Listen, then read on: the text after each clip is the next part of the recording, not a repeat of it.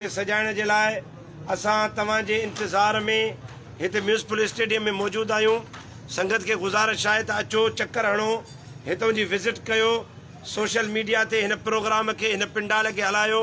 अव्हांजी ख़िदमत जे लाइ असां हिते मौजूदु आहियूं ऐं इंशाअल्लाह ताला हींअर असांजो बिरादर मुकरम भाउ मोहम्मद इज़हारुल हक़ सिद्दीकी साहिबु हिते मौजूदु आहे। उहो शहीद इस्लाम कॉन्फ्रेंस जे हवाले सां अव्हांखे चोसठो ॿुधाईंदो। हाँ साईं, वॾी महिरबानी साईं। मां बाबू सरा ॿुधायां थो शहीद इस्लाम जे बचड़नि ते। हाँ साईं। उन खां पोइ ॿई न्यू शहरनि सफ़ा, उन खां पोइ वरी लाड़काणे शहीद इस्लाम। प्रोमो करो जड़ो हिते हाँ बिल्कुल सही था चओ साईं, सही था चओ बिल्कुल। लाड़कानो शुरुआत हिते ई थियणो। लाड़काणो साईं चे दरस नासिर जी तयारी डॉक्टर जे वाट ते। वाह दरस नासिर जी तयारी डॉक्टर जे वाट ते। जंग राशिद जी बिजारी डॉक्टर जे वाट ते। नारे तकबीर, बुलंद आवाज़ सां जवाब ॾियो। नारे तकबीर, शहीद इस्लाम, शहीद इस्लाम। ओ जंग राशिद जी बिजारी डॉक्टर जे वाट ते। तकरीर में सागुल जो ऐं अंदाज़ मां जॾहिं ॿीलनि चई न त असां इलियास त बाक़ाइदे सुभाणे चवंदो। हाँ साईं। ताब हर तकरीर में सागुल जो ऐं अंदाज़ कैफियत तारकत तारी डॉक्टर जे वाट ते। वाह सही वाह, बड़ाए चो इहो।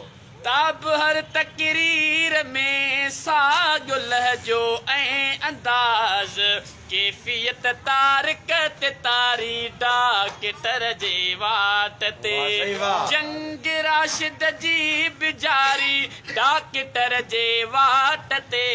दरस नासिर जी तयारी डॉक्टर जे वाट ते।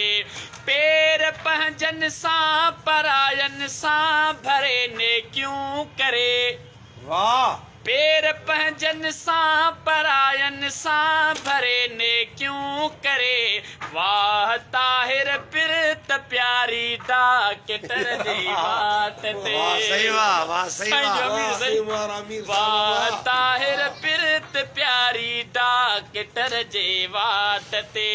जंग राशिद जी बिजारी डॉक्टर जे वाट ते।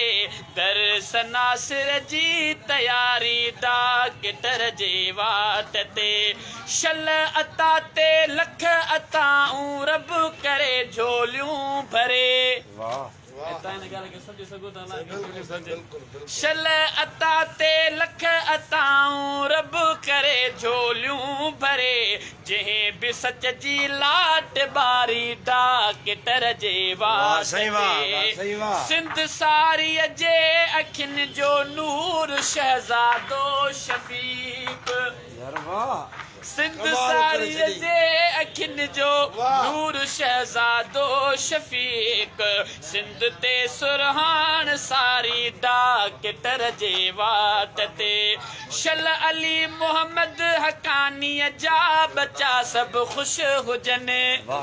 शल अली मोहम्मद हकानीअ जा बचा सभु ख़ुशि हुजनि।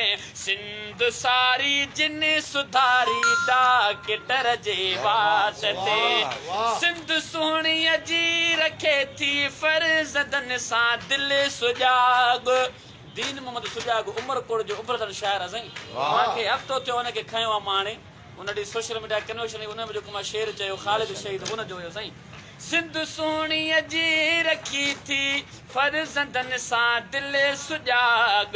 जिन खयो ही बार भारी डॉक्टर